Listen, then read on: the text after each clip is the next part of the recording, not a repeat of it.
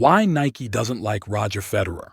Roger Federer, one of the greatest tennis players of all time, made some brilliant career moves that not only boosted his own fortunes, but also helped create a new competitor for the sports giant Nike. This story is full of valuable lessons in business strategy, smart investments, and the power of branding. So, let's delve deeper. Roger Federer, renowned for his graceful and powerful play on the tennis court, has earned over $1 billion in his career. Surprisingly, most of that fortune didn't come from prize money earned on the court. Instead, it was amassed through savvy sponsorships and strategic investments. Federer's story is a testament to how athletes today can leverage their fame and influence far beyond their active sports careers.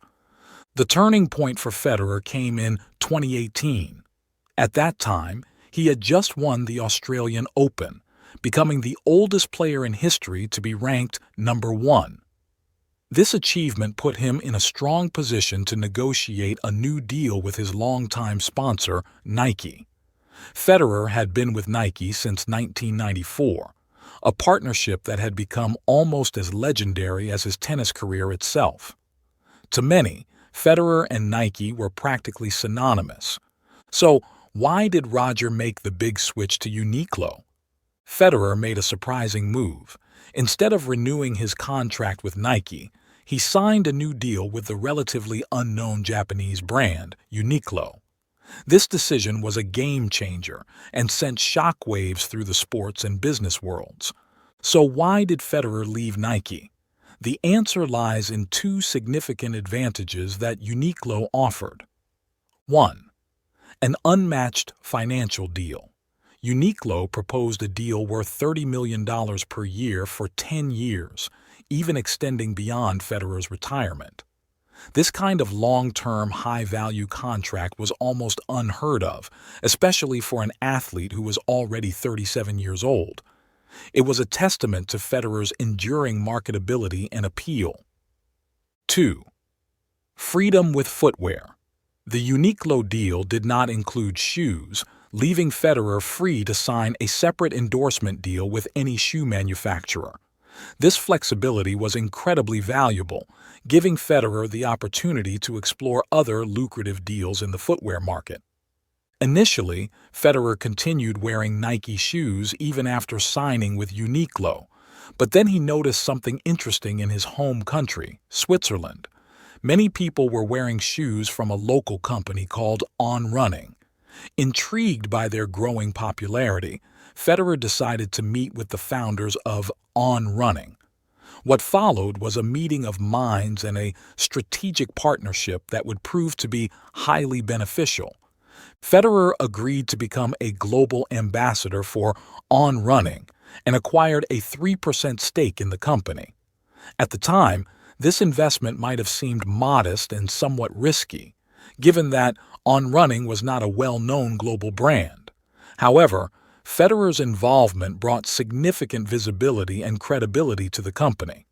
Just 2 years later, On Running went public with an initial public offering, and the company's valuation soared to over $10 billion. Federer's 3% stake became worth approximately $300 million, making it one of his most successful investments.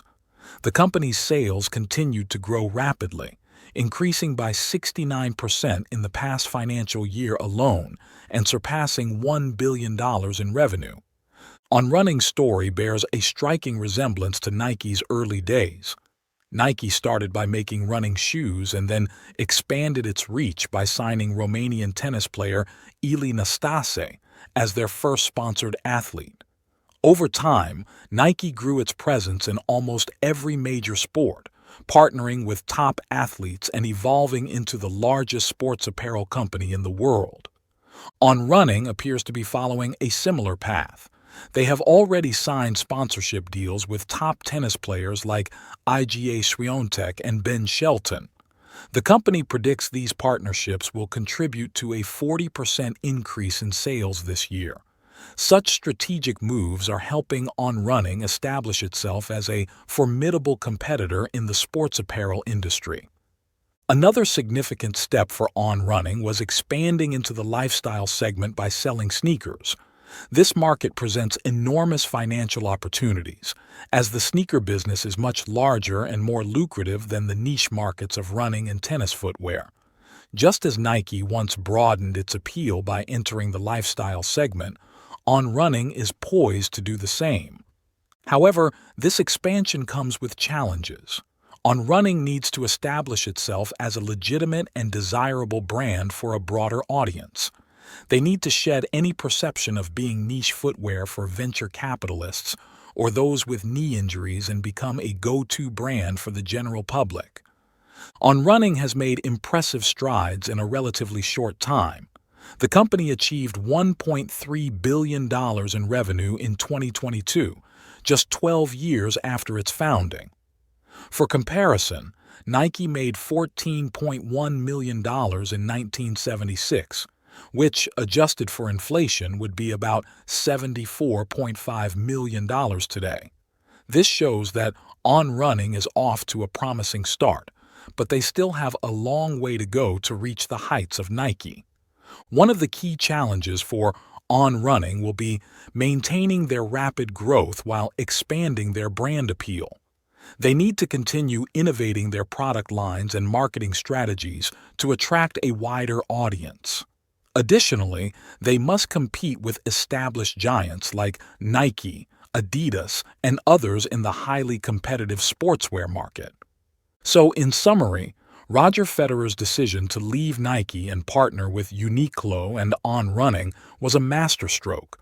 Not only did it significantly boost his own net worth, but it also helped create a strong new competitor in the sports apparel market. This story highlights the importance of strategic thinking, timing, and the willingness to take risks in business. Federer's journey from being a legendary athlete to a successful businessman is an inspiring tale.